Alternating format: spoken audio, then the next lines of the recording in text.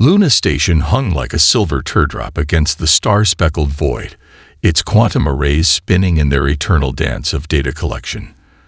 Dr. Sarah Chen stared at her monitors, fighting back another yawn as she completed her 15th consecutive hour of observation. The graveyard shift wasn't anyone's first choice, but it paid double, and she had student loans to consider. Another thrilling night of watching static, she mumbled, taking the sip of her now-cold coffee. The quantum computers hummed around her, their super-cooled chambers maintaining temperatures just above absolute zero.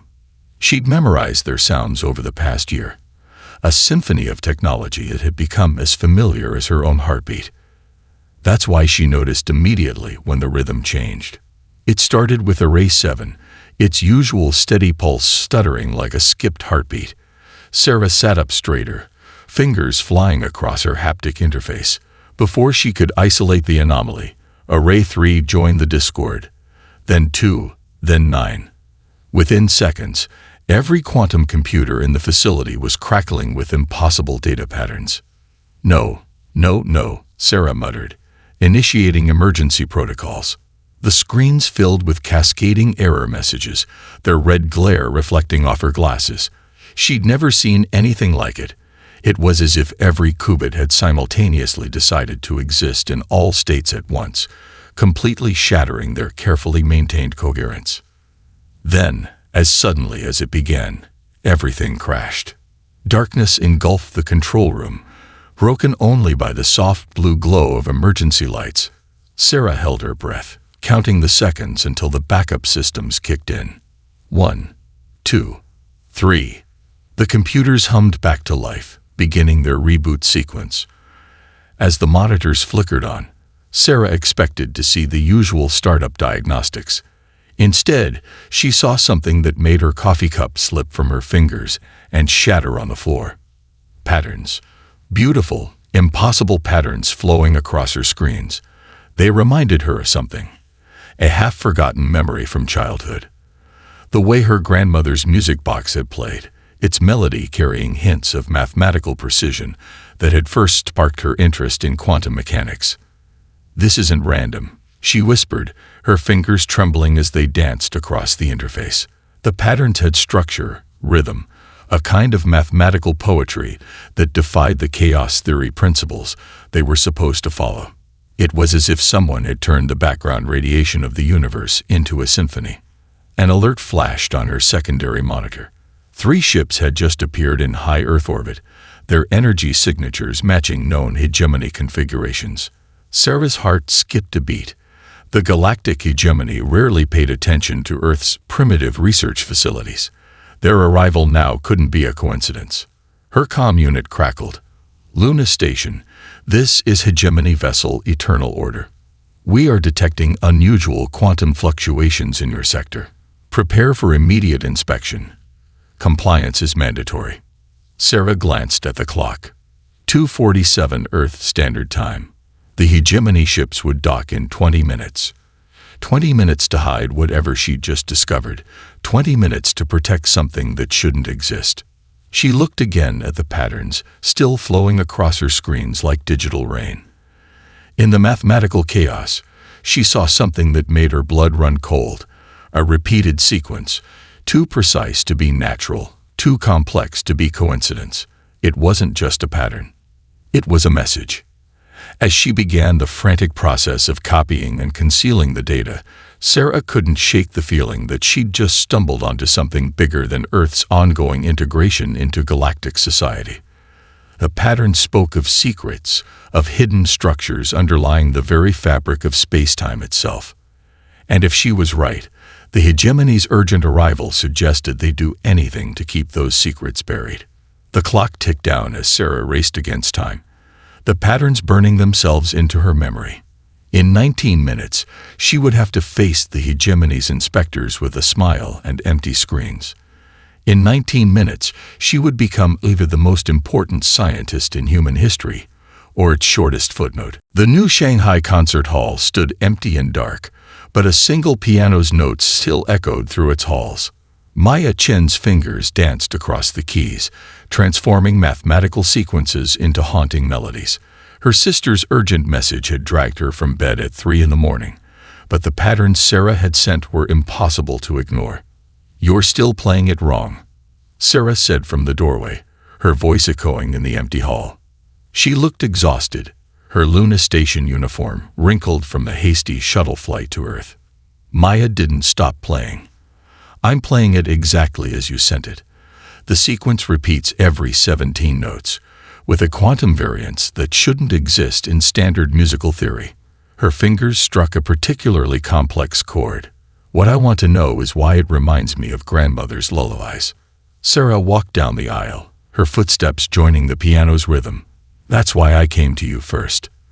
The Hegemony's inspectors tore apart my lab for 6 hours, but they didn't find what matters." She reached into her pocket and pulled out an antique music box, because it was never there to begin with. Maya's hands froze above the keys. "Grandmother's box. Mom said it was lost when she couldn't finish the sentence. Their grandmother's disappearance 10 years ago had torn the family apart, leading to Maya's eventual break from their traditional scientific path to pursue music. It wasn't lost. I took it." Sarah wound the box with trembling fingers. "Because the night before she vanished, grandmother told me something. She said when the stars started singing, I should find a harmony." The music box opened, its delicate melody joining the lingering echo of Maya's piano. But this time, something was different. The sisters watched in silence as the box's internal mechanism moved in ways it never had before, responding to the residual vibrations of Maya's playing. "Impossible," Maya whispered. She struck another sequence of notes, and the box's tune changed, matching the quantum patterns Sarah had discovered. "This isn't just a music box, is it?" Sarah shook her head. "Grandmother wasn't just a refugee from the colonial wars. Think about it. She taught us music and mathematics together, always insisted they were the same language. The Hegemony's encryption, the one they used to control everything from starship drives to planetary defenses. It's not just code. It's music." Maya started playing again, this time merging her grandmother's lullabies with the patterns from Luna Station. The music box's melody grew more complex, and suddenly the air above it shimmered. A holographic display appeared, showing mathematical formulas that shouldn't have been possible with Earth technology. She was one of them, Maya realized. A hegemony mathematician. But why? The concert hall's doors burst open. Their mother stumbled in, her nursing home pajamas disheveled. "They're coming," she gasped. They found her signal. In her hand was a crumpled piece of paper covered in musical notation. Sarah reached her first, supporting her before she could fall. "Mom, you should be at Cloudview Home. How did you even know we were here?" Their mother's eyes were clearer than they'd been in years. "Because she told me. Every night in my dreams, your grandmother's been preparing me for this moment." She pressed the paper into Maya's hands. "The box only has part of the key. The rest." She tapped her temple. "The rest is hidden where they'd never think to look, in the mind of a woman they think is losing hers." Before either sister could respond, the concert hall's lights flickered. Outside, the distinctive hum of hegemony shuttles filled the air. Maya looked at the musical notation, then at the still spinning hologram above the music box. "How long do we have?" "Minutes," their mother said, her voice steady despite her shaking hands. "But that's all we need." After all, a slight smile crossed her face. "Music is mathematics, and mathematics," she pointed to the piano, "is revolution." Sarah finished, finally understanding why her grandmother had insisted they both learn to play. "Maya, those patterns I sent you, how fast can you transpose them into something they won't recognize?" Maya's fingers returned to the keys, a new determination in her posture. "Fast enough. The question is," she glanced at the approaching lights through the hall's windows, "are you ready to play the most important duet of our lives?" The first layer of encryption fell away like tissue paper, too easily. Maya's fingers moved across the quantum interface they'd salvaged from the concert hall piano. translating mathematical constants into musical frequencies while Sarah monitored the results. They'd turned their mother's basement into an impromptu laboratory, surrounding themselves with jury-rigged computers and their grandmother's old sheet music. "This doesn't make sense," Maya muttered, her hands hovering over the interface. "These patterns, they're deliberate mistakes, like someone composed a symphony and purposely played wrong notes." Sarah nodded, watching streams of data flow across her screens. "They're not mistakes. They're doors." She pointed to a recurring sequence. "Look familiar." Maya squinted. "Grandmother's lullaby. The one she said would keep the darkness out of our dreams." Her eyes widened. "Sarah, what exactly did we find?" Before Sarah could answer, their mother's music box began to vibrate. Its familiar melody distorted, stretching into impossible harmonics. The air above it shimmered, and suddenly they weren't looking at simple mathematical formulae anymore. They were looking at their grandmother. The hologram was crude, flickering, but unmistakably her. "If you're seeing this," the image said, "then humanity has finally grown ready for the truth, and the hegemony's greatest fear has come to pass." Sarah reached for the projection instinctively before catching herself. "How?" "Quantum consciousness imprint," their grandmother's image explained. "Crude by hegemony standards, but they never think to look for technology hidden in primitive Earth artifacts." Her expression grew grave. "What I'm about to show you, it's why I fled, why I chose Earth, why I chose humanity." The hologram expanded, filling the basement with a three-dimensional map of the galaxy. Countless points of light pulsed in a steady rhythm, like a heartbeat. But as they watched, the rhythm revealed itself as something else, a pattern of control. "The hegemony maintains power through more than ships and soldiers," their grandmother continued. "They built a network of consciousness-suppressing devices, hidden in the fabric of space itself. Every solar system, every world under their control is caught in a web of quantum frequencies that subtly alter how species perceive reality." Maya's hands trembled over her interface. The wrong notes in the symphony are the network's control signals, but they made one crucial mistake. Their grandmother smiled. They never considered that some species might think differently enough to notice the discord. Sarah understood suddenly. Humans, our brains, they're chaotic, unpredictable, beautiful. The hologram nodded. "Your natural thought patterns resist the network's influence. Your technology developed along paths the hegemony never predicted because you weren't limited by their artificial constraints. And your music," she gestured to Maya's interface, "you transform mathematics into art in ways that shouldn't be possible." A warning light flashed on Sarah's screen. "Energy spike in orbit," she reported. "They're scanning for quantum anomalies." Their grandmother's image flickered. "I don't have much time. The full decryption key is hidden in my old research files, disguised as musical compositions, but understanding it requires something the hegemony eliminated from every other species centuries ago." "What?" both sisters asked simultaneously. "The ability to dream." The hologram started to fade. "Humanity's greatest gift isn't your technology or your resistance to control. It's your capacity to imagine impossible things and make them real. Find my research, free the others. And remember," her final words came as barely a whisper, "the music box isn't just a key, it's a weapon." The hologram vanished, leaving them in darkness broken only by their screen's glow. Above them, through layers of concrete and earth, they could feel the hegemony scanners sweeping the city. Maya turned to their mother, who had watched silently from her chair. "You knew, didn't you? All these years, your episodes weren't just dementia." Their mother smiled serenely. "Dreams and madness look the same to those who've forgotten how to imagine." She pointed to the music box. "Now, my dear daughters, shall we teach the galaxy how to dream again?" Sarah looked at her readouts, then at the music box, seeing it for what it truly was, not just a storage device or a key, but a blueprint for revolution. "Maya, how many of grandmother's compositions did you memorize?" All of them. Maya cracked her knuckles. Think the hegemony is ready for a concert? No, Sarah grinned. And that's exactly the point. The underground jazz club pulsed with energy, holographic smoke swirling around the musicians. Maya sat at an ancient piano, her fingers dancing across the keys in what appeared to be an improvised solo.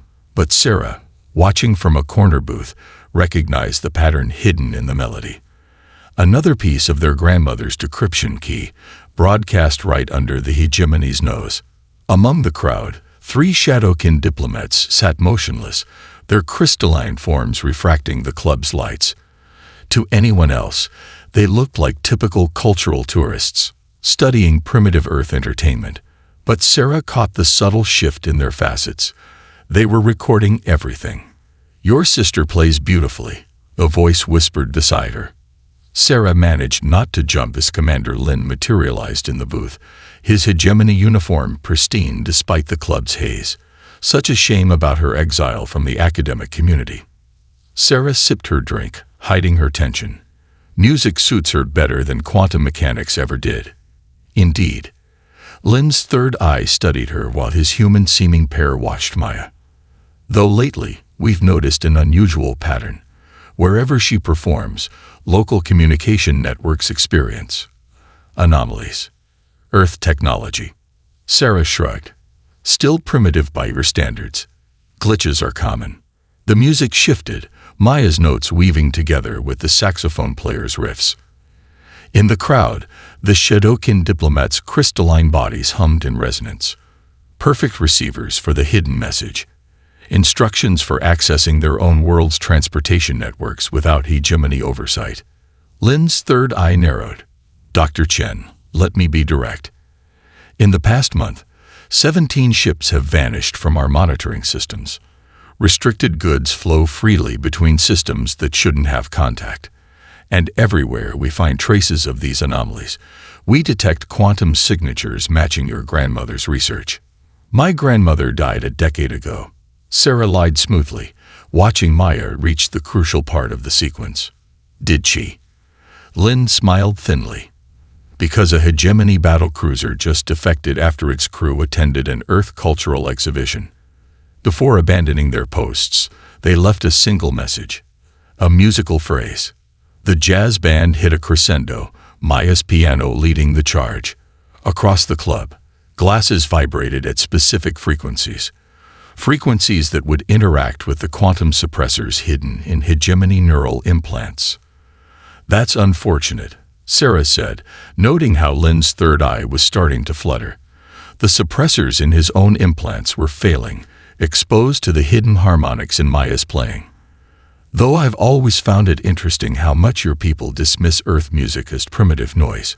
Lin stood abruptly, swaying slightly. "This conversation isn't over, Dr. Chen." "Actually," Sarah smiled, seeing the Shadowkin diplomats rise in perfect synchronization, their crystals now humming with grandmother's full decryption sequence. "I think it is." Lin made it 3 steps before collapsing.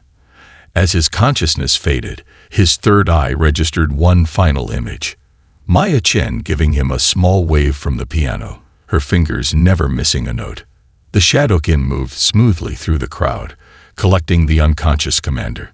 Within minutes, he'd be aboard their ship, his neural implants reprogrammed with the truth about his own past, about everyone's past. Maya played on, the hidden message repeating for any other beings in range. Around the galaxy, similar scenes were playing out.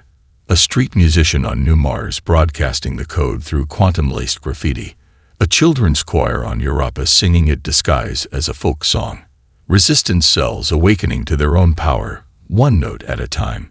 Sarah's communicator buzzed. Their mother's signal. Another hegemony ship had just arrived in orbit. But this one was different. Its crew was already awake. Its captain someone they'd been waiting for. "Time to go," Sarah murmured to Maya as she finished the sequence. "Mom's ride is here." Maya struck one final chord, letting it resonate through the club. The Shadowkin diplomats had already vanished with Lin, but their crystalline echoes remained in the air, spreading the hidden signal further than even the hegemony could track. Think they understand yet? Maya asked as they slipped out the back exit. What's really happening? Sarah looked up at the night sky, imagining the waves of music-coded truth spreading across the stars. They're about to. After all, she grinned. The concert's just getting started. The Hegemony's central broadcasting tower on Mars rose like a twisted spire against the rusty sky. Maya stood before its main entrance, dressed in the flowing robes of an approved cultural performer, her grandmother's music box hidden in the hollow body of her quantum-enhanced violin. Behind her, a line of other musicians waited with their instruments, each one carrying a piece of the revolution disguised as art. Security scan complete, the automated system announced. Welcome to Unity Through Order Cultural Exchange, Series 847B. In her earpiece, Sarah's voice crackled. Remember, you only have 4 minutes before their quantum filters recalibrate. Make them count. Maya smiled at the Hegemony cultural officer checking her credentials. The officer's third eye swept over her instrument, searching for contraband. But they never thought to scan for mathematical patterns encoded in the violin's very structure. Your reputation precedes you, Ms. Chen, the officer said. We rarely see humans achieve your level of acceptable performance standards. Music transcends all barriers, Maya replied, using one of the Hegemony's approved cultural platitudes. The officer nodded approvingly, missing how the phrase's frequency triggered a subtle resonance in the building's quantum network. The performance hall was packed with the Hegemony's elite, their third eyes gleaming with anticipated entertainment. Maya took her position at center stage, the other resistance musicians spreading out in a carefully calculated pattern. Each instrument was positioned to create specific interference patterns with the building's surveillance systems. She began to play. The first notes were pure classical earth music, approved and sanitized by Hegemony sensors. But underneath, carried by frequencies only awakened minds could detect, grandmother's code pulsed through the quantum network. Every security camera in the building became a broadcaster, sending the decryption key through light patterns. Every speaker system became a transmitter, the code hiding in background noise. In orbit, Sarah watched streams of data flowing from the tower. Signal penetration at 15%, 30%, 47%. Maya's violin sang higher, the music box within it resonating with the building's quantum core.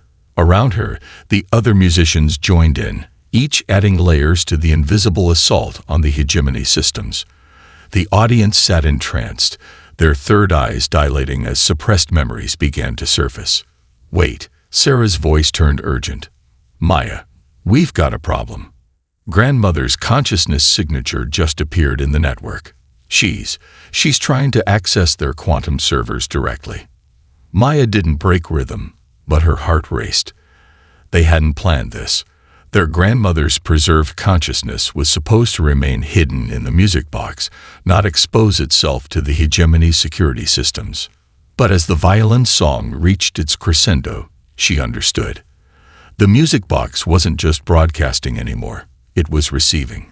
Through every camera, every sensor, every quantum-linked device in the Hegemony's network, fragments of other preserved consciousnesses were awakening. Their grandmother had found the others. A Hegemony officer stood up suddenly, third eye wide with recognition. This frequency. It's impossible. We erased this from every system. But it was too late. Maya launched into the final movement, and the tower's quantum network lit up like a supernova. Every screen, every hologram, every quantum-linked device simultaneously displayed the truth. Images of the Hegemony's rise to power, the suppression of countless civilizations, the imprisonment of billions of minds. Signal penetration complete, Sarah announced. Maya, get out of there. Their security protocols are failing. Maya lowered her violin as chaos erupted in the hall. But instead of guards rushing to arrest her, she saw something extraordinary. The Hegemony officials were standing still, their third eyes pulsing with light as generations of suppressed memories flooded back. Through the quantum network, their grandmother's voice echoed. The servers are ours. The web is complete. Maya packed her violin calmly, nodding to the other musicians. Around them, the hegemony's most secure facility was experiencing something it had spent millennia preventing. The sound of minds awakening to their own power. "Sarah," she whispered into her communicator, "tell Mom to ready the fleet. Phase 5 is complete." She looked up at the red Martian sky, imagining the waves of truth spreading across the galaxy. It's time for the final movement. From her command center aboard the liberated hegemony cruiser Eternal Rhythm, Sarah watched the Empire crumble in real time. The quantum displays showed thousands of ships appearing and disappearing from official networks, their crews awakening to find their feared weapons were nothing but elaborate illusions maintained by the consciousness-suppressing field. "Status report." She called out to her mixed crew of humans and awakened species. A Shadowkin officer's crystalline form shimmered as she responded. "The Centauri sector is clear. Their defense grid tried to target our ships, but..." She made a sound like chiming bells, their version of laughter. "The targeting systems are singing your sister's concert back to them." Sarah allowed herself a small smile. Maya's performance had become a virus in the hegemony's network, spreading through quantum channels they couldn't shut down without crippling their own communication systems. Every attempt to purge it only encoded the decryption key more deeply into their infrastructure. Her screen flashed with an urgent signal. Speaking of Maya, the holographic display showed her sister, still in her performance robes, racing through the collapsing halls of the hegemony's central archives on Venus. "Sarah, you need to see this." Maya's voice was breathless with excitement. "They're security robots. They're not just malfunctioning. Look." The camera panned to show a line of hegemony enforcement units. Instead of pursuing Maya, they stood perfectly still, their quantum processors flickering with familiar patterns. One turned its head to face the camera, and when it spoke, Sarah's heart stopped. "Hello, my brilliant granddaughters." The robot's mechanical voice carried their grandmother's unmistakable warmth. "Did you really think I'd leave the most heavily armed forces in the galaxy under their control?" "Grandmother," Sarah whispered, "how many systems have you infiltrated?" "All of them." The robot's eyes flickered with amusement. "The hegemony built their empire on stolen minds, child. Now those minds are taking it back." Alarms blared across Sarah's command center. On her displays, massive quantum fluctuations appeared throughout hegemony space. Their orbital platforms were moving, defense satellites redirecting themselves, automated factories changing their production patterns. "High Council vessel detected," the Shadowkin officer reported. "They're broadcasting philosophy puzzles." Sarah leaned forward. "What kind of puzzles?" "Human philosophy. Questions about free will, consciousness, the nature of reality." The officer's crystals pulsed with confusion. "The ship's quantum AI is refusing to fire its weapons until the crew provides satisfactory answers." Maya's laughter echoed through the communication channel. "Grandmother, did you infect their war machines with existential crisis?" "The hegemony spent millennia suppressing questions," the robot grandmother replied. "I simply gave their machines the gift they denied everyone else: curiosity." New alerts flooded Sarah's screens. Across the galaxy, hegemony control systems were paralyzed, caught in endless loops of philosophical inquiry. Their fearsome dreadnoughts drifted in space, their quantum weapons powered down until their crews could definitively prove the nature of consciousness. "Sarah," Maya's voice turned serious. "They're gathering their remaining loyal forces for a last stand at Earth. The High Council claims they have one final weapon that even awakened minds can't overcome." Sarah studied the tactical displays, watching the patterns of ship movements. The hegemony's formations were desperate, chaotic, but they were also converging with frightening precision. "They're not bluffing," their grandmother's consciousness announced through the robot. "They've activated the silence, a quantum device designed to sever all consciousness from reality. If they can't control the galaxy's minds, they'll simply disconnect them." Sarah felt a chill despite her command center's regulated temperature. "How long do we have?" "They'll reach Earth in 6 hours." The robot's eyes flickered. But remember, my dear ones, even silence is part of the music. Maya's image nodded, understanding flowing between the sisters without words. The concert hall, she said, where this all began. Where it will end, Sarah agreed. She turned to her crew. Alert all awakened ships. Set course for Earth. She looked at her grandmother's robot avatar. Time for the final. The robot smiled with impossible warmth. And this time, their grandmother's voice promised, everyone will hear the music. The new Shanghai concert hall looked exactly as it had the night they decoded their grandmother's message. But now, instead of empty seats, it held a convergence of species from across the galaxy. Maya sat at her piano, the quantum-enhanced instrument connected to every awakened communication system in Earth's defense grid. Sarah stood at the conductor's podium, her hands hovering over a holographic interface that linked their grandmother's consciousness to the thousands of liberated machines. High Council fleet entering lunar orbit, their mother announced from her position at the hall's quantum relay station. Her once confused eyes now sparkled with tactical brilliance. The silence is powering up. Above them, through the concert hall's transparent dome, they could see the hegemony's remaining ships taking position. Their sleek forms blotted out the stars, weapons primed with enough power to shatter Earth's quantum field, and every awakened mind within it. They're broadcasting, Sarah reported, reading the incoming transmission. Submit to reconditioning, or face immediate consciousness severance. Maya's fingers hovered over the piano keys. Counter broadcast ready. Grandmother. The hall speakers hummed with their grandmother's presence. The silence was built with the same principles they used to suppress the galaxy. But they forgot something crucial about consciousness.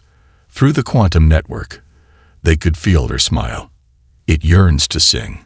Sarah nodded to the assembled musicians, human and alien alike, each holding instruments modified with quantum resonators.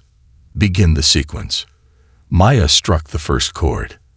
The note carried within it decades of hidden research, generations of suppressed knowledge. Around her, other musicians joined in, each adding layers to a symphony of awakening. Through their grandmother's network, every liberated machine in Earth orbit began broadcasting the counter-frequency. The High Council's voice boomed through space. Your primitive harmonics cannot stop the silence. We have controlled reality itself for millennia. Reality. Their mother laughed, adjusting the quantum relays. You never controlled reality. You just convinced everyone to stop dreaming of alternatives. The silence activated. A wave of quantum disruption swept toward Earth, designed to sever every consciousness from its physical form. But as it approached the planet's atmosphere, it met something unexpected. Music. Not just any music, but the pure mathematical expression of consciousness itself, broadcast through millions of awakened minds and machines. Every note from Maya's piano carried the dreams of species who had been silenced for centuries. Every frequency resonated with memories the hegemony had tried to erase. Through the quantum network, their grandmother's consciousness spread into the approaching wave of silence. So many minds, she whispered. They didn't destroy them. They couldn't. They just stored them. Sarah's hands danced across her interface, understanding flooding through her. The silence isn't a weapon. It's a prison. And we just gave every imprisoned consciousness the key. The wave of silence shimmered, its purpose inverting as millions of stored minds awakened within it. Ancient philosophers, artists, scientists, generations of those who had questioned the hegemony, preserved against their will in quantum storage. Maya's music reached a crescendo, providing a pathway for the imprisoned minds to emerge. Above Earth, the High Council's ships froze as their quantum systems were overwhelmed by the very consciousness they had tried to suppress. Impossible. The High Council's transmission crackled. These minds were erased. You can't erase consciousness. Their grandmother's voice rang through every quantum channel. You can only convince it to sleep. And now, the silence transformed, becoming a wave of pure awakening that swept back toward the hegemony fleet. Everyone is dreaming again. The final note of Maya's symphony hung in the air as the High Council's ships powered down, their crews emerging from millennia of enforced slumber. The silence, designed to be the ultimate weapon of control, became the key to the galaxy's final liberation. Sarah lowered her hands, watching the hegemony's fleet drift harmlessly in orbit. Think they'll ever try to make music illegal again? Maya played a quiet, triumphant chord. They can try. She smiled at the assembly of awakened beings filling the concert hall. But I don't think the galaxy will ever stop singing. Through the quantum network, their grandmother's consciousness hummed with pride. The concert's over, she announced to all awakened minds, both old and new. Time for the encore. 1 year after the fall of the hegemony, Sarah stood in the rebuilt Luna station, watching ships from 1,000 worlds dance through the quantum gates. Each vessel's trajectory contributed to a vast, ever-changing symphony of motion that her grandmother's consciousness conducted from the station's quantum core. "They're ready for you," Maya called from the doorway. She traded her performance robes for the formal attire of Earth's ambassador to the new Galactic Confederation. The first graduating class is waiting. Sarah followed her sister through corridors filled with beings from across the galaxy. The station had been transformed into something their grandmother had dreamed of, but never lived to see in physical form: a school for awakening minds. The auditorium burst into multilingual applause as the Chen sisters took the stage. Before them sat former hegemony officers learning alongside the species they once suppressed, their third eyes now clear of quantum control. Former enforcement robots studied philosophy with the ancient minds they'd helped imprison. Even the Shadowkin crystals pulsed with new frequencies of understanding. "When we first broke the code," Sarah began, her words translated into 1,000 languages, "we thought we were just fighting against control. But what we really did was remember something the hegemony spent millennia trying to make us forget. Consciousness isn't just about thinking. It's about dreaming." Maya stepped forward, resting her hands on the quantum piano they used to shatter an empire. The hegemony built their power on the belief that order requires silence, that safety means suppressing questions, that peace demands the death of dreams. Their mother, no longer playing at confusion, stood from her seat in the front row. "They were wrong," she announced, her voice carrying the authority of one who had hidden her brilliance behind a mask of madness. And humanity's gift to the galaxy wasn't just breaking their code, it was teaching everyone how to write their own. The quantum displays activated, showing scenes from across known space. The great library of the Shadowkin, where crystalline beings composed new forms of mathematical music. The plains of Mars, where former hegemony war machines performed philosophical ballet. The quantum gates themselves, humming with frequencies that carried not just ships, but dreams between the stars. Their grandmother's consciousness manifested as a shimmer in the air, her presence felt by all. The hegemony asked how we broke their unbreakable code. They never understood that humans didn't break it at all. Her form solidified slightly, almost visible. "You transformed it. Because that's what consciousness does. It grows, it changes, it dreams of new possibilities." Sarah raised her hands to the quantum displays. "Look at our galaxy now." The hegemony sought to create perfect order through control. Instead, we found harmony through freedom. They wanted silence. We've created a symphony. Maya struck a single note on the quantum piano. The sound rippled through the station's networks, joined by harmonies from 1,000,000 awakened minds. Each consciousness added its own dream to the music, creating something that had never existed before. A galaxy singing together, not in enforced unison, but in celebrated diversity. "The work isn't finished," Sarah continued. "There are still minds to awaken, wounds to heal, truths to face. But for the first time in millennia, we face these challenges not in silence, but in song." Their grandmother's presence touched each mind in the room. "And so, my students, I ask you, what music will you write? What dreams will you dare to dream? What impossible things will you make real?" The audience rose as one, their combined consciousness resonating with possibilities the hegemony had never imagined. Former enemies embraced, sharing memories they'd been forced to forget. Ancient minds and new ones mingled, trading songs and stories and dreams. Maya played a final chord, one that carried echoes of the lullaby that had started it all. But now it wasn't a hidden key or a secret weapon. It was a promise, carried on quantum frequencies to every corner of space, that consciousness would never again be silenced, that dreams would never again be forbidden, that the music of thought and possibility would never stop playing. Sarah looked out at the assembled minds, seeing not the end of a revolution, but the beginning of something far greater. "Class dismissed," she smiled. "Time to go make the impossible real."